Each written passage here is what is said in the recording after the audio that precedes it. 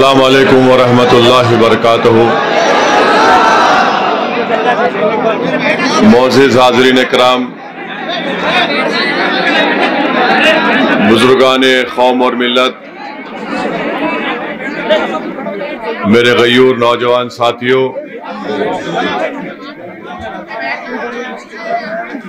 गंगापुर के मजलिस इत्तेहादुल मुस्लिमीन के उम्मीदवार मोहतरम जनाब पंखीलाल मीना साहब, राजस्थान के मजलिस इत्तेहादुल मुस्लिमीन के अध्यक्ष मोहतरम जनाब जमील खान साहब, काशिफ जुबैरी साहब, इमरान साहब, सवाई मादापुर के मजलिस के कैंडिडेट जफर अमीन साहब, हाशिम खिलदार साहब, पार्षद जनाब जुल्फ़िकार साहब, सलीम खिलदार साहब, मोहम्मद हाशिम साहब, अकरम खान साहब और जिला सचिव MIM पार्टी सद्दाम खान साहब, मैं आप तमाम का दिल की गहराइयों से शुक्रिया अदा करता हूं कि आपने अपना कीमती वक्त निकाल कर आज के इस इंतखाबी जलसे में आपने शिरकत की। मैं आपका शुक्रिया अदा करना चाहता हूं कि आपने बेइंतहा मोहब्बत का मुजाहरा किया और मैं सिर्फ ये दुआ कर सकता हूं कि अल्लाह सुब्हानहू व तआला आप तमाम को सलामत रखे और आपके दिलों में जो मजलिस की मोहब्बत है उसमें और इजाफा हो। आप जानते हैं कि पहली मर्तबा मजलिस पार्टी राजस्थान के विधानसभा के चुनाव में हिस्सा ले रही है और आज यहां पर हमने हमारे एक बुजुर्ग नेता पंखीलाल मीना साहब को अपना उम्मीदवार कैंडिडेट बनाया है। आप मुझसे बेहतर जानते हैं कि इस विधानसभा में एक बड़ी तादाद में हमारे मीना भाई और मुस्लिम अक़लियत और 32 बिरादरियों के समाज के तमाम लोग यहां पर रहते हैं। मुझे ये जानकर बड़ी तकलीफ हुई कि जिस विधायक को आपने कामयाब किया इस विधानसभा से, वो बजाय काम करने के, वो बजाय जनता की खिदमत करने के, उनकी मुश्किलात को हल करें, उनके लिए आसानी पैदा करें, यहां पर विकास का काम करवाएं। मुझे ये बताया गया है कि मौजूदा विधायक ने अवाम के साथ धोखा दिया है, अवाम की मुश्किलात में इजाफा किया है और जहां पर खास तौर से गरीब अवाम के घर हैं, महल्ले हैं, वहां पर कोई विकास का काम नहीं करवाया। मुझे यह भी बताया गया कि एक पार्क है, उस पार्क में भी उन्होंने ऐसी ऐसी चीजें वहां पर कर दी हैं। कई जगह पर डेवलपमेंट विकास का काम नहीं करवाकर उन्होंने अपनी तासुब का मुजाहरा किया है। तो मैं आपको बताना चाहूंगा कि इस गंगापुर में आपको एक अच्छे उम्मीदवार को, कैंडिडेट को कामयाब करना है। अगर आज गरीब समाज एक हो जाएगा और मुत्तहिदा अपने वोट का इस्तेमाल करेगा तो मुझे यकीन है कि हमारे कैंडिडेट जनाब पंखीलाल मीना साहब यहां से कामयाब हो सकते हैं। मगर ये उसी वक्त मुमकिन है मेरे भाई जब हम अपनी सफ़ों में इत्तेहाद को मजबूत करेंगे। अगर हमारे ही सफ़ों से कोई मीर जाफर और मीर सादिक का रोल अदा करेगा तो फिर हमको कामयाबी नहीं मिल सकती है।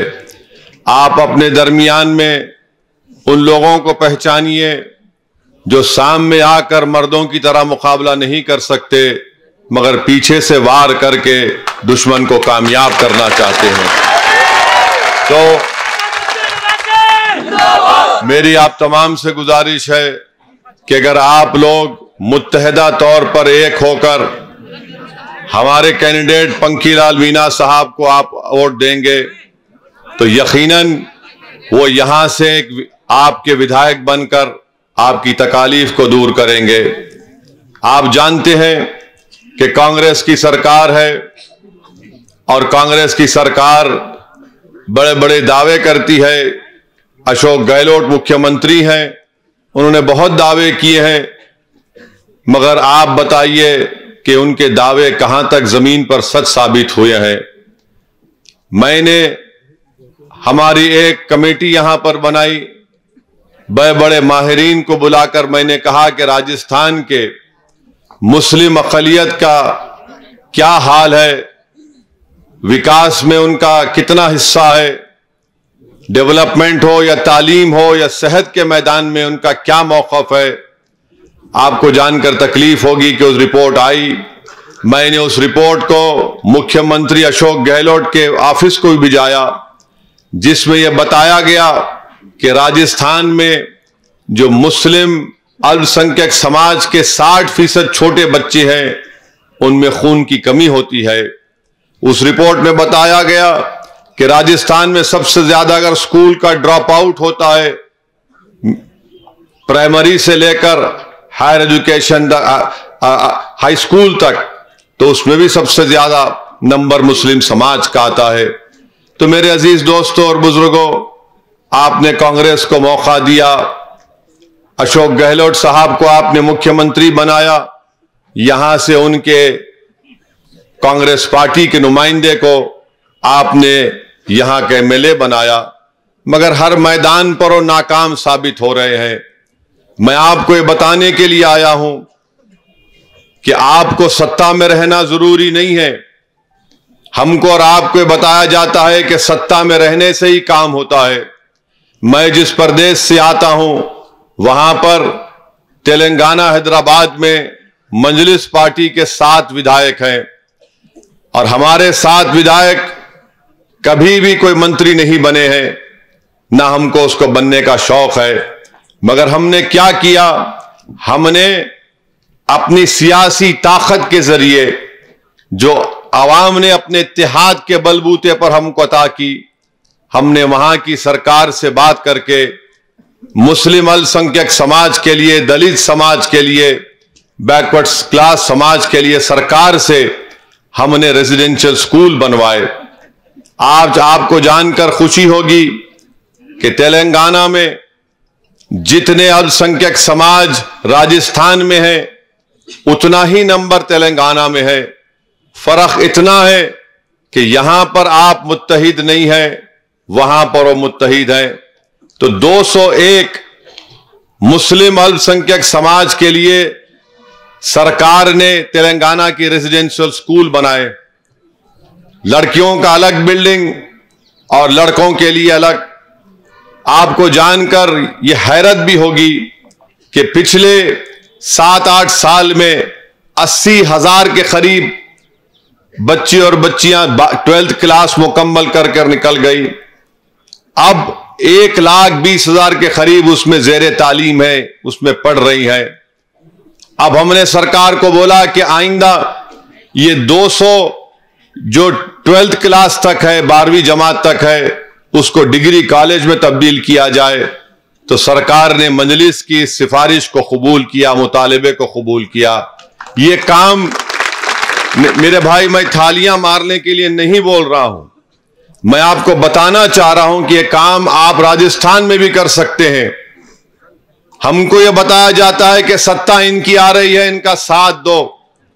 सत्ता तो इनके पास आ जाती, कोई आपके दरमियान से निकलकर मंत्री बन जाता, मगर गरीब आवाम का इसमें क्या फायदा होता। मेरे अजीज दोस्तों और बुजुर्गों, इसीलिए हम आपसे अपील कर रहे हैं कि इसी तरीके से हम राजस्थान में भी ये काम कर सकते हैं जिस तरह तेलंगाना में मजलिस ने काम किया।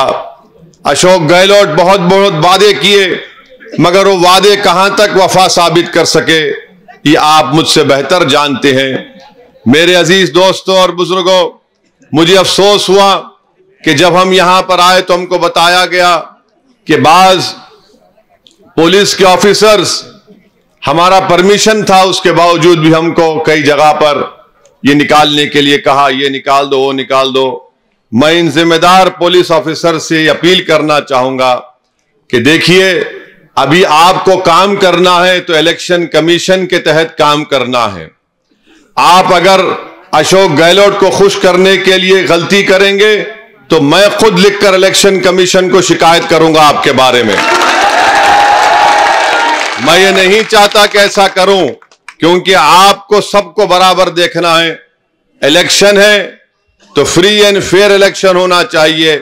हम उम्मीद करते हैं कि भारत का इलेक्शन कमीशन इन तमाम चीजों का नोट लेगा, और अगर कोई किसी पार्टी को या उस पार्टी के जिम्मेदारों को इंतखाबी मुहिम चलाने से रोकेगा तो इलेक्शन कमीशन को चाहिए कि उसका नोटिस लें और जो भी उनको कार्रवाई करना है वो कार्रवाई करें। तीसरी बात मैं आपको बताना चाहता हूं कि पंखीलाल वीणा साहब ने मुझे बताया कि यहां पर एक पशना डैम है जो 17 साल से बंद पड़ा है। हाई कोर्ट का ऑर्डर भी है, अगर वो पानी दिया जाएगा तो 45 गांव को उससे फायदा होगा। हम पूछना चाहते हैं कि यहां के विधायक ने क्या काम किया। ये आखिर जब हाई कोर्ट का ऑर्डर है, हमारे पंखीलाल वीणा साहब कह रहे हैं कि हाई कोर्ट के ऑर्डर के बावजूद भी पशना डैम से पानी नहीं दिया जाता, देने से 45 गांव को उसका फायदा हो सकता था। मेरे अजीज दोस्तों और बुजुर्गों, एक और इत्तेहाद की मिसाल आपको बताकर अपनी बात को खत्म कर दूंगा। जयपुर की ट्रेन की एक्सप्रेस ट्रेन में आपने देखा होगा कि एक शख्स ने, एक रेलवे प्रोटेक्शन के ऑफिसर ने वर्दी में दहशतगर्दी का काम कर रहा था, आतंकवादी की तरह उसने 3 लोगों की कत्ल कर दिया, हत्या कर दी। नाम पूछकर वो गोली मारता था, चेहरे पर दाढ़ी थी। 3 लोगों को उसने गोली मारकर उनको खत्म कर दिया। उसमें से एक शख्स, मरने वाले का ताल्लुक हैदराबाद से था, एक मरने वाले का ताल्लुक राजस्थान से था। जब हमको खबर मिली कि हैदराबाद से रहने वाला एक बाजार घाट के इलाके का ये शख्स है, तो हमारे विधायक अकबरुद्दीन ओवैसी ने असेंबली में मुख्यमंत्री से इस बात का मुतालबा किया कि इस शख्स को मार दिया गया है और सरकार फौरन अपने तरफ से एक्स ग्रेशिया का ऐलान करे। मरने वाले की बेवा को सरकार एक नौकरी दे, और साथ ही साथ सरकार से हमने ये मुतालबा किया कि उस बेवा, मरने वाले के 3 बच्चे हैं, सरकार अपनी हाउसिंग स्कीम में से उसको 2 बेडरूम का एक फ्लैट दे। मैं आपको बता रहा हूं कि 8 दिन के अंदर उस बेवा को नौकरी के कागज मिल गया। 8 दिन के अंदर उस बेवा को गवर्नमेंट का, सरकार का हाउसिंग स्कीम में घर मिल गया। उस मरने वाले बच्चे जो यतीम हो गए थे, उनके अकाउंट में सरकार ने पैसे जमा करा दिए। आप सुनिए, अब थाली मत मारिए, सुनिए। राजस्थान में जो शख्स, एक और शख्स की जो हत्या की गई थी, उसका ताल्लुक राजस्थान से था। क्या यहां पर राजस्थान में कांग्रेस की सरकार ने, क्या अशोक गहलोत की सरकार ने उस मरने वाले पीड़ित परिवार को के लिए कुछ किया? कुछ भी नहीं किया। एक पैसा दिया? नहीं दिया। क्यों नहीं दिया? क्योंकि आप में सियासी शऊर नहीं है, क्योंकि आप इतनी बड़ी तादाद में हैं मगर आप बटे हुए हैं, और आपको बांटने का काम ये मीर सादिक और मीर जाफर की औलाद करती है। जब कभी भी आप अच्छा काम करने निकलते हैं तो ये लोग हजरत शैतान के एजेंट बनकर हमारे पीठ पर खंजर घोंपते हैं ताकि आप में इत्तेहाद पैदा ना हो जाए। जो आज MIM पार्टी को गाली दे रहे हैं, अगर आज हम गंगापुर को आए तो बहुत बताया गया हमको कि बहुत कोशिशें की गई, मगर आप बताइए इसका नुकसान किसको हो रहा है? हमको सत्ता से कोई मतलब नहीं है, हमको कोई मंत्री बनना नहीं है, ना हमको संतरी बनना है। हम यही चाहते हैं कि चाहे वो दलित समाज हो, मीना समाज हो, अल्पसंख्यक का मुसलमान समाज हो, ये सब लोग जो कमजोर लोग हैं, अगर आप मिलेंगे, अगर आज यहां से आप 25 तारीख के दिन अपना एक कोट पंखीलाल मीणा साहब को देकर अपना विधायक बनाएंगे तो यकीन मानिए ये उन गरीबों की, बेजुबानों की, कमजोरों की कामयाबी होगी जिनको दबाया जा रहा है, जिनको कुचला जा रहा है, जिनको पुलिस के जरिए अशोक गहलोत की सरकार ने परेशान किया था। आप बताइए कि आदमी मर गया ट्रेन में, मगर अशोक गहलोत की सरकार ने कुछ नहीं किया। अगर यह भी आपको समझ में नहीं आता तो नसीर और जुनैद की बात भी आपके सामने कर देता हूं। नसीर और जुनैद को घाटमीका से किडनैप करके हरियाणा में ले जाकर उनको जिंदा जला दिया गया। अशोक गहलोत मुख्यमंत्री हैं, कितने दिन के बाद नसीर और जुनैद के घर को गए अशोक गहलोत? करीब 3 हफ्ते के बाद। क्या जमील? 3 हफ्ते के बाद उनके घर, मरने वालों के घर को जाते हैं। हमको जब इत्तला मिली तो हमारे अध्यक्ष जमील खान ने और इमरान ने, जो कामा से अभी हमारे उम्मीदवार हैं, उन्होंने कहा कि आपको आना पड़ेगा। हम निकले, हैदराबाद से दिल्ली गए, दिल्ली से फिर हम वहां पर घाटमीका को गए, जुनैद और नसीर के परिवार से मुलाकात किए। मुख्यमंत्री को 3 हफ्ते लगे और क्या पैसे दिए उन्होंने? कहा कि मैं 15 लाख दूंगा, सिर्फ 5 लाख अब तक मिले। इमरान साहब बता रहे थे हमको। ये क्यों ऐसा नाइंसाफी की जाती है? आप इसलिए नाइंसाफी की जाती है कि कांग्रेस पार्टी जानती है कि आपको डराओ बीजेपी से और आप डर कर कांग्रेस को वोट दे देंगे। मैं आपको बताने आया हूं कि आपको अगर डरना है तो सिर्फ उस पाक जात से डरिए जिसने जमीन और आसमान को और हमको बनाया है। इंसानों से, मुख्यमंत्री से, प्रधानमंत्री से किसी को डरने की जरूरत नहीं है। हमको ना कांग्रेस से डरना है, ना हमको बीजेपी से डरना है, हमको ना अशोक गहलोत से डरना है, ना हमको मोदी से डरना है। अगर आप मुत्तहिद होंगे तो आपका फायदा होगा, वरना याद रखिए इसी तरह आपको इस्तेमाल किया जाएगा और आपका कोई फायदा नहीं होगा। गंगापुर से कि यहां के बसने वाले बुजुर्गों से मैं अपील कर रहा हूं, आज आप 65-70 साल के होंगे, अल्लाह आपको और सेहत दे, मगर आप अपने दिल पर हाथ रखकर सोचिए कि आप जब इस दुनिया से चले जाएंगे आप इन बच्चों के लिए क्या छोड़ के जाएंगे? आने वाला कल तो इन नौजवान बच्चों का होगा, आने वाला कल तो इन मासूम बच्चों का होगा जो आपके गोद में खेल रहे हैं। आप उनके लिए क्या छोड़ के जाएंगे बताओ?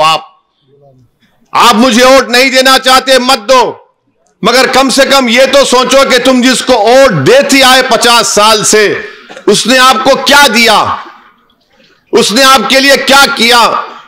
और जब हम ये बात करते हैं जनता के दरमियान में आकर तो कांग्रेस और बीजेपी बहुत नाराज हो जाते हैं। अब तो कांग्रेस और बीजेपी दुकान खोलकर बैठे हैं। अगर किसी को नेशनलिज्म का सर्टिफिकेट चाहिए, देशभक्ति का सर्टिफिकेट चाहिए, तो उसको मोदी के पास जाना पड़ेगा। अगर किसी को सेकुलर, अगर सुनिए, यही नारों की वजह से तुम लोग पीछे हो जा रहे हो। अगर किसी को सेकुलरिज्म का सर्टिफिकेट चाहिए तो उसको राहुल गांधी के पास जाना पड़ेगा। राहुल गांधी भारत जोड़ो बोलते हैं, मगर क्या राहुल गांधी गंगापुर में आकर देखे उस कब्रिस्तान के पास क्या हो रहा है? क्या उन्हें आकर देखा कि उस चमन को क्या करके रख दिया गया? नहीं पूछेंगे। मेरे अजीज दोस्तों और बुजुर्गों, इसीलिए हम आपसे कह रहे हैं कि यकीनन इस चुनाव में आप बीजेपी को और मोदी को हराइए, उनको सत्ता में आने से रोकिए, मगर इसका हरगिज मतलब यह नहीं है कि आप अपनी तकालीफ को भूल जाएं, अपनी नाइंसाफियों को भूल जाएं। मैं आपसे गुजारिश करने आया हूं कि पहली मर्तबा आपके शहर में आया हूं, आपसे दरखास्त करने के लिए आया हूं कि पंखीलाल मीणा साहब को आप अपना कीमती वोट देकर उनको कामयाब करिए। याद रखिए, अगर आप ये 2, 3, 4 समाज अगर मिल जाते हैं तो यकीनन कामयाबी आपकी होगी। मगर अगर आप के दिल में ये आकर बोलेंगे अरे नहीं नहीं ऐसा मत करो, पंखीलाल मीणा साहब नहीं जीतेंगे, बीजेपी वाला जीत जाएगा, तो फिर याद रखिए कब तक आप सिर्फ वोट डालने वाले बनेंगे, आप वोट लेने वाले कब बनेंगे? अगर आप 25 तारीख के दिन होशमंदी से और दानिशमंदी से काम करेंगे तो मुझे यकीन है कि आपका फैसला बड़ा अच्छा फैसला होगा और इससे गंगापुर का फायदा होगा। गंगापुर के ना सिर्फ मीना समाज का या अल्पसंख्यक मुसलमान समाज का, दलित समाज का नहीं, बल्कि हर उस गरीब परिवार का फायदा होगा जिनको नुकसान कर दिया गया है। तो हम आपसे ही बताने आए हैं कि आप अपना एक एक वोट पंखीलाल मीना साहब को वोट देकर कामयाब करिए और इस बात का यकीन कर लीजिए कि हम पहली मर्तबा जरूर आए हैं, यह आखिरी मर्तबा नहीं होगा इंशाअल्लाह ताला, हम बार बार आएंगे। और अगर कोई कांग्रेस के दलाल ये समझ रहे हैं कि हम आए हैं दोबारा नहीं आएंगे, तो उनको समझना चाहिए कि जिस सरजमीन पर हम अल्लाह हमको तौफीक दिया आने के लिए, तो हम वहां पर बार बार आते हैं। इंशाअल्लाह ताला हम आते रहेंगे। हम आपकी लड़ाई लड़ते थे, लड़ते रहेंगे और आपको बताने आए हैं कि अगर अल्लाह मेरे मुकद्दर में कामयाबी, मेरी पार्टी के मुकद्दर में कामयाबी लिखा है तो कामयाबी जरूर होगी, और अल्लाह ने नहीं लिखा है तब भी हम राजी बरजा हैं, क्योंकि हमारा मानना यह है कि जो सूरज और चांद को चलाने वाला है वो हमारे मुकद्दर के फैसले करने वाला है। मगर आपको हम बता रहे हैं कि हम लड़ाई लड़ने वाले हैं, हमको लड़ना आता है, हमको चापलूसी और बुज़दिली के मजाहरे करना नहीं आता। हम लड़ते थे और लड़ते रहेंगे। आप जरूर मेरी इन चंद बातों पर गौर करिए और 25 तारीख के दिन एक अच्छा फैसला लेकर हमारे बुजुर्ग नेता पंखीलाल मीना साहब को कामयाब करिए, नया विधायक बनाइए। याद रखिए, अगर आपके दिल में यह बात पैदा हो रही है कि यह क्या बात कर रहा है, यह मुमकिन है क्या यह काम मुमकिन है गंगापुर में, तो अपने जब आपसे या आपका दिल यह सवाल करेगा यह मुमकिन नहीं है, आपका दिमाग बोलेगा यह मुमकिन नहीं है, तो मेरे भाई याद रखिए, जब तक आप किसी मुश्किल काम के लिए कोशिश नहीं करेंगे, जब तक आप एक मकसद के हासिल करने के लिए कदम नहीं उठाएंगे, आपको उस वक्त तक अपनी कामयाबी का अंदाजा नहीं होता है। डर कर फैसला मत दीजिए, डर की बुनियाद पर किसी पार्टी को वोट मत दीजिए, उम्मीद की बुनियाद पर आप पंखीलाल मीना साहब को कामयाब करिए। आपका दिमाग आपसे कहेगा अरे कांग्रेस है, बीजेपी है, तो जब फैसले लेने का वक्त आता है तो मैं हमेशा दिमाग से नहीं दिल से फैसले लेता हूं, क्योंकि मुझे मालूम जब मेरा दिल मुझे कह रहा है कि यह काम करना है तो वो काम में कामयाबी मुझे मिलती आई है। अगर आप बार बार दिमाग से पूछेंगे तो दिमाग बोलेगा इसमें आग है, इसमें खाई है, इसमें खड्डा है, इसमें फुला है। मेरे भाई, इस हमारे देश को आजाद होकर 75 साल का अरसा गुजर चुका। अगर 75 साल की आजादी के बाद भी अगर जुनैद और नसीर को जिंदा जला दिया जाता है, अगर 75 साल की आजादी के बाद भी 60% मासूम बच्चों के जिस्म में खून नहीं है, अगर 75 साल की आजादी के बाद भी पूरे राजस्थान में सिर्फ 2 रेजिडेंशियल स्कूल खोले जाते हैं अल्पसंख्यक समाज के लिए, तो खुदा के लिए एक अच्छा फैसला ले लो। डर कर मत लो, खौफ में मत लो। याद रखो, डर और खौफ 65 साल 70 साल से हमको इस मुकाम पर लाकर छोड़ दिया। हिम्मत से काम लो, अपने हौसलों को बुलंद रखो और बगैर किसी से डरे मेरी आपसे गुजारिश है कि 25 तारीख के दिन पंखीलाल मीना साहब को देकर उनको कामयाब करिए। याद रखिए, पंखीलाल मीना साहब कामयाब होंगे तो राजस्थान की सियासत में एक जलजला आ जाएगा, राजस्थान की सियासत में एक जलजला आ जाएगा। नरेंद्र मोदी दिल्ली में परेशान हो जाएंगे, अशोक गहलोत परेशान हो जाएंगे कि आखिर गंगापुर में क्या हुआ कि तमाम गरीब एक जगह जमा होकर पंखीलाल मीना साहब के हक में अपना वोट दे दिए।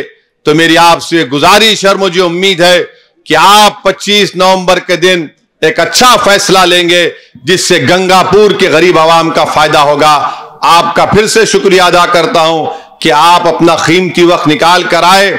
मैं आपका शुक्रगुजार हूं कि आपने मुझे इतना मान सम्मान दिया, इतनी मोहब्बत दी। मैं आपकी मोहब्बत अपने साथ लेकर जा रहा हूं और आपको यकीन दिला रहा हूं कि आपने जो मोहब्बत मुझे दिखाई है ये मेरे लिए जिंदगी भर का एक कीमती खजाना है। मैं उसको उठाकर रखूंगा और हमेशा हम आपके दरमियान में थे और आपके दरमियान में ही रहेंगे। बहुत बहुत शुक्रिया। अस्सलाम वालेकुम व रहमतुल्लाहि व बरकातुहू।